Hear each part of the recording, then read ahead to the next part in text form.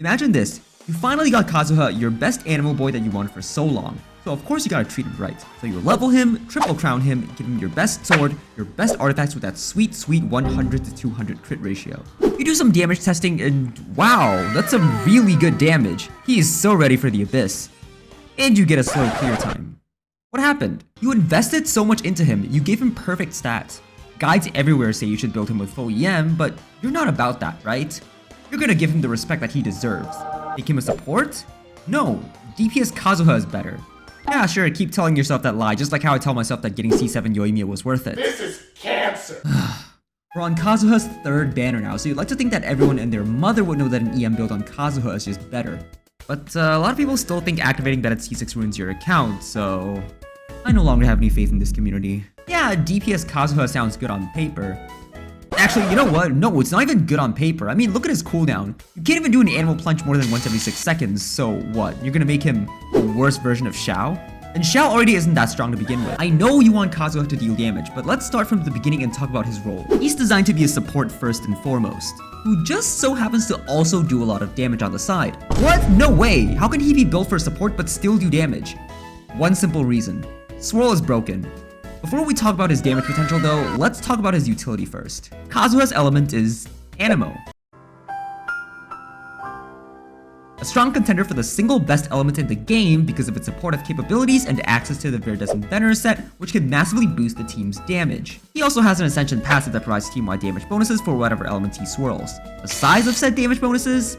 It depends on his elemental mastery. This, combined with the VV set, serves as one of the biggest buffs to damage dealers of any of the 4 major elements. This alone is already a very good reason to build Kazuha on EM, and most people already know this, so I won't go deeper regarding this topic. Alright, so moving on to the other part of his kit. His damage. Ironically, a DPS Kazuha build is actually less DPS. Not just for the team, but also Kazuha's own personal damage most of the time. So, sorry crit Kazuha users, but by treating him right, you're actually just intentionally nerfing his damage. I will never understand why crit Kazuha users are so determined to do worse damage with him. So how exactly does a support build do more damage than a DPS build? Well, remember when I said about Swirl a minute ago? Swirl is broken. Okay, so how exactly is it broken? First, we need to look at how Swirl works and what it does. And since a lot of people have already talked about it, I'm just gonna breeze through it.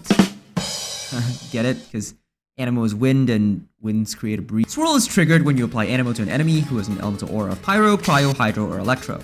This partially consumes the aura and applies the element to nearby targets in an AoE, basically spreading the element. It also does damage of that element to the original Swirl target and other targets in that said AoE, except for Hydro Swirl. It only does damage to the original target for some reason, but it can still make everyone wet, so cool, I guess? If an enemy has 2 coexisting swirlable auras, say Electro and Hydro on an Electro-charged enemy, you can swirl both elements if your Anemo application is strong enough and deal swirl damage of 2 different elements. This swirl damage only scales off the Anemo character's level, and you guessed it, Elemental Mastery, and also this effect from the VV set, so I think you can start connecting the dots now. Oh yeah, Kazuha's Anemo damage sources vary in strength, right? Like there's the strong plunge and weaker hits like his burst ticks. Well, since Swirl has its own damage, it just does full damage regardless of which hit triggers it, and so talent leveling also isn't required. But wait, that's not all. Let me introduce you to quadratic scaling. Or, well, to a certain extent anyway. Because every instance of Swirl does AoE damage, except for one type, looking at you, Hydro. If you trigger Swirl on 2 enemies who are close together at once, the Swirl on enemy A does damage to both enemy A and enemy B, and the Swirl on enemy B also does damage to both enemy A and enemy B. So with 2 swirls, you deal 4 instances of swirl damage. Wow, that's like double or something. Math, yeah. Sadly, this isn't true quadratic scaling, since the number of swirl damage instances an enemy can take from the same character is limited to 2 per half a second, so it's capped at double damage, but dude, it's double freaking damage, just take it. But wait, it gets even crazier because we have chain reactions. Before I explain further, I'll just show you this clip. What's one more? Don't blink.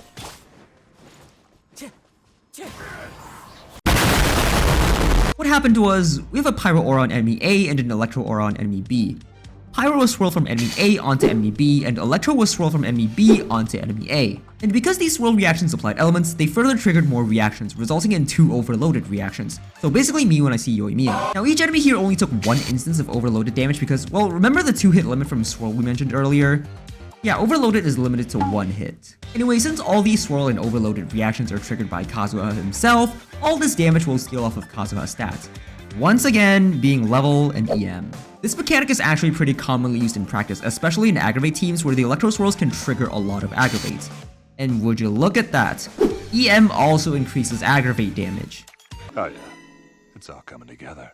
It's also why Thundering Fury Kazuha is a thing, but that's a whole other rabbit hole that I'm not gonna dive into in this video. So now you know Kazuha can actually do a lot of damage, just not Anemo damage. That shouldn't even be a surprise though. I mean, seriously, we have Electro characters doing Dendro damage in Hyper Bloom teams.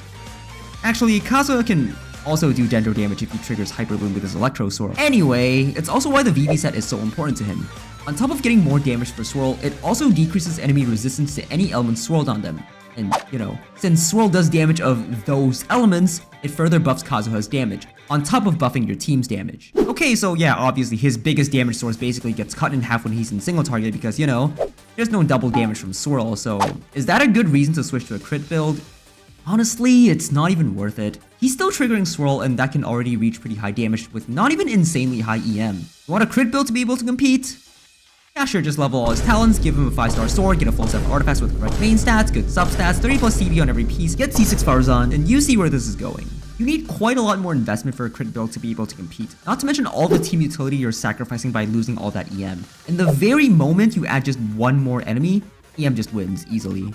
However, there could be some situations where crit Kazuha can do more damage.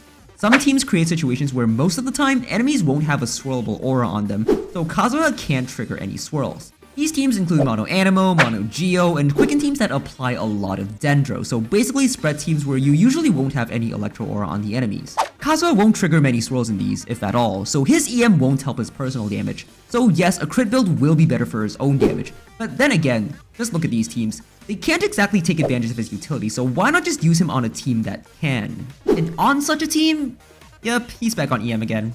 So, EM, yes, very cool. Crit Kazuha user? L, rip bozo.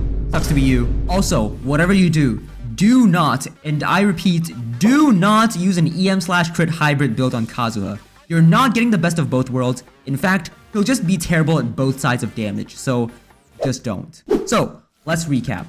We now know why EM Kazuha is superior. This build has more DPS than a DPS build, requires way less investment, and also supports the whole team way more. So now at this point in time, if your Kazuha is still on a crit build, what I want you to do is, well, first, like and subscribe.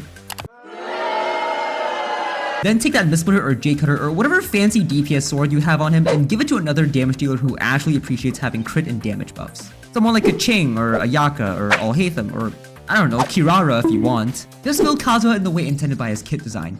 Give him a weapon that actually helps his kit, like an EM weapon or just good old Fav. And let him cook. If you want to build Kazuha correctly, just stick to this quote. If Kazuha is built on crit, his damage will be shit.